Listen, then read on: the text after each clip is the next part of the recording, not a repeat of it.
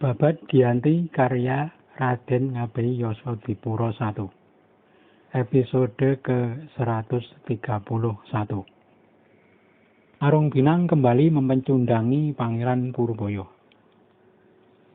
Hari sudah pagi. Ki Tumenggung Arung Binang segera memanggil Kartoleksono. Sesampainya di hadapan, segera disuruh melapor kepada Kapten Bagrak. Kanda Ngabei, laporkan pesanku kepada Kapten Bagrak.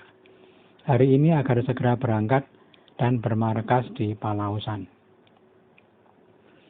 Kartoleksono segera menemui Kapten Bagrak dan Kapten Usar untuk melaporkan pesan Ki Tumenggung.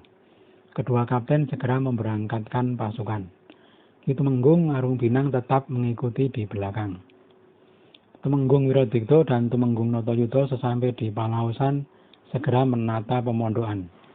Tempat untuk pasukan Belanda disiapkan dan segera selesai. Setelah semua mendapat tempat, Kapten Bagrak berunding dengan para Tumenggung semua perihal rencana untuk memukul musuh agar dapat memperluas wilayah. Pangeran Purbaya bermarkas di desa Tapen, tetapi prajuritnya selalu mengganggu. Punggawanya disebar dan menghalangi jalan, di depan dan belakang. Kapten Bagrak berkata, "Bagaimana saudara? Musuh banyak di sekitar kita, di kanan, kiri, depan, dan belakang." Berkata Tumenggung Arung Binang, "Jangan pedulikan Tuan, itu hanya sekedar mengganggu saja. Hanya satu yang perlu diserang, Pangeran Purbaya. Markasnya ada di Tapen. Anda pukul besok. Nanti prajurit sandi saya melaporkan bahwa sang pangeran memakai gelar perang. Kalau Anda akan serang, gelar pasukannya melalui sebelah barat Tapen. Itu ada persawahan yang kering dan ditumbuhi rumput tinggi setinggi orang berdiri. Di tempat itu mereka akan bersembunyi di kanan kiri prajurit Anda. Kalau Anda sampai di situ lalu mengamuk, pasti kompeni hancur, karena musuh menjepit dari kiri dan kanan. Adapun pangeran berada di sayap, akan menyerang dari kiri. Kalau Anda sudah diserang, maka posisi musuh ketahuan. Kalau sudah ketahuan, maka Anda berhenti dan seakan menengok ke kiri kanan pura-pura takut. Kalau Anda terlihat takut, musuh akan senang dan keluar dari persembunyiannya. Anda tembak sekali saja lalu tinggalkan. Fokus ke tempat pangeran. Orang itu hatinya kecil, tidak seperti kakaknya Sunan Mangkubumi. Anda serang terus dengan berani, pasti dia lari terbirit-birit."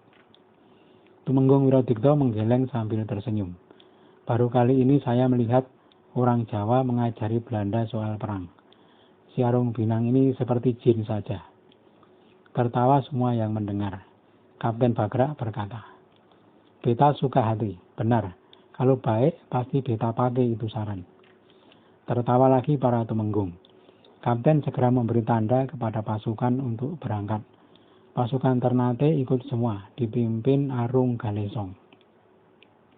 Separuh kompeni Islam dan 2/3 kompeni kulit putih juga ikut serta. 1/3 kompeni kulit putih tinggal di markas. Punggawa Jawa yang tinggal hanya Tumenggung Arung Binang yang sedang sakit, serta beberapa mantrinya. Tumenggung sendiri yang membagi mantrinya siapa yang ikut dan siapa yang tinggal. Kapten Usar juga tinggal di markas bersama 50 serdadu untuk berjaga-jaga karena musuh sering mengganggu. Pasukan Kapten Bagrak sudah sampai di sebelah barat Tapen. Musuh sudah bersiap menanti. Terdengar bunyi tanda perang bersahutan. Yang menjadi bagian dada adalah Tumenggung Cokrojoyo. Sayap kiri Tumenggung Kartonagoro dan sayap kanan Pangeran Arya Purbaya dan sang adik Pangeran Mangkukusumo. Sedangkan pasukan kompeni yang menjadi sayap kiri Ngabei Wonoyudo dan para pemburu bawahannya. Yang menjadi dada adalah 2 Tumenggung bersama kompeni. Sayap kanan ditempati pasukan dari Numba Anyar. Pasukan kompeni sudah sampai di depan padang rumput yang dipakai bersembunyi pasukan Kapurubayan. Bergaya ragu dan menoleh-noleh, berpura-pura takut, seperti pesan Tumenggung Arung Binang. Musuh melihat gelagat takut pada pasukan kompeni, seketika bersemangat keluar dari persembunyiannya. Kompeni sudah tahu kekuatan lawan. Orang yang memasang tipu daya malah terkena tipu daya. Sudah terlihat jelas posisi musuh, lalu segera ditembak dengan beruntungan peluru. Tak ada yang berani maju, banyak yang terkena tembakan dan tewas. Lalu kemudian ditinggalkan untuk fokus ke tempat Pangeran Puruboyo. Serangan masif Company membuat Pangeran Puruboyo kewalahan. Kapten Bagrak menembak, hampir saja Pangeran Puruboyo terkena peluru. Pangeran menjerit dan menghindar, terus dikejar sampai masuk hutan, berpisah dari pasukannya. Pangeran lari berjumpalitan, jatuh bangun menyosor tanah. Company lalu kembali ke tempat persembunyian musuh di padang rumput. Pasukan Ternate lalu mengamuk, pasukan sayap musuh ditumpas. Gelar perang pasukan musuh sudah hancur berantakan. Bagian dada lalu diserang. Terjadi saling tembak dari seberang sungai. Kornet Company terluka di bagian alis oleh seorang prajurit Cokrojoyo. Kornet marah-marah, tetapi Cokrojoyo berada di seberang sungai dan sudah lari jauh. Pasukan Company menang perang dan kembali ke markas di Palaosan. Waktu asar pasukan Company sampai di markas Palaosan dan bertemu Temenggung Arung Pinang. Kepada Ki Tumenggung mereka menceritakan jalannya peperangan, dan semua yang dikatakan Ki Tumenggung terbukti benar. Semua tertawa senang. Kiai Arung Pinang benar-benar pintar. Walau dulu ada meriam yang direbut musuh di Perang Ambal, sekarang ditemukan ketika perang di Palaosan.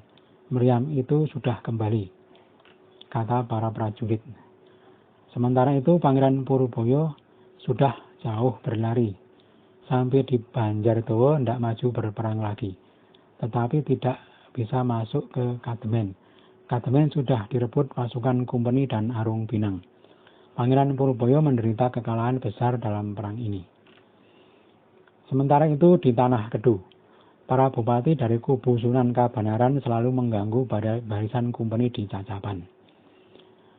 Tumenggung Wiradikto, Tumenggung Mondoroko, Tumenggung Singoranu, Tumenggung Mangkudirjo, Tumenggung Urawan, Tumenggung Notowiryo, Tumenggung Tirtowijoyo, Tumenggung Jogo Ulatan, Raden Mangkuwijoyo, Raden Mangkuduwiryo, dan Raden Mangunkusumo mengepung loji Company di Cacapan di siang dan malam. Jika malam datang, benteng Cacapan diserang. Namun pertahanan Company tidak goyah, karena ada banyak serdadu Belanda di dalamnya. Dari pasukan Company ada 300 serdadu dengan 2 mayor, Mayor Kop dan Mayor Sakeber. Company Islam Bugis, Bali, dan Makassar ada 400 serdadu. Adapun pasukan Jawa terdiri dari pasukan dari Mataram di bawah pimpinan Ki Tumenggung Rajoniti dan Tumenggung Rajo Menggolo. Pasukan pesisir di bawah pimpinan 4 bupati dari Demak, Kendal, dan Kaliwungu. Masih ada lagi 1 bupati dari Kedu, yakni Tumenggung Mangkuprojo. 2 bupati Kedu yang lain belum pulang dari Pagelen, Ki Tumenggung Wiradikto dan Tumenggung Notoyudo. Ada seorang bupati dari Pajang yang baru saja menyeberang, yakni Tumenggung Malang Nagoro. Kuatnya pertahanan benteng Cacapan membuat benteng sulit diserang. Ada 5 meriam yang membuat pertahanan loji amat kuat. Jika malam datang, para bupati kubu Sunan Kabanaran menyerang benteng loji dengan diam-diam. Tidak kelihatan, hanya ada suaranya saja. Company menembakkan peluru api sehingga terang benderang dan musuh pun terlihat. Setelah posisi musuh diketahui, segera ditembak dengan meriam besar. Banyak yang terkena dan menjauh. Demikian kuatnya pertahanan mereka, sehingga sangat sulit ditembus.